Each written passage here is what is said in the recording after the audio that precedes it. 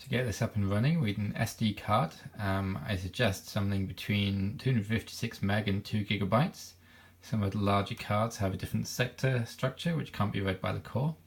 And on here we need an Atari 800 folder, and here's one that was prepared earlier. And in this we have a ROM and a user folder, and in the ROM folder we have a few important files we need to put in there. We need to have the atarixl.rom, which is the main operating system ROM, and we should also put in ataribas.rom.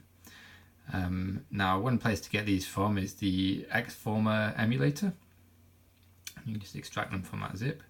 And there's another one which we can also put in here optionally, which is freezer.rom, which is the turbo freezer ROM. If that one's not present, then the internal turbo freezer will not be active. You can also put in a whole load of other ROMs if you want to use them, but then these can be selected from the menu. For instance, here we've got OmniView, QMeg, blah blah blah.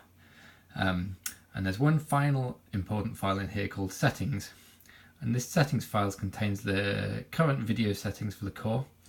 So if you're connecting it to a monitor, you need to make sure that the monitor is configured appropriately in this settings file. Now, unfortunately, with the current core status, it's a binary file just consisting of 64 bits and not human readable. I can explain a bit more about setting that up elsewhere.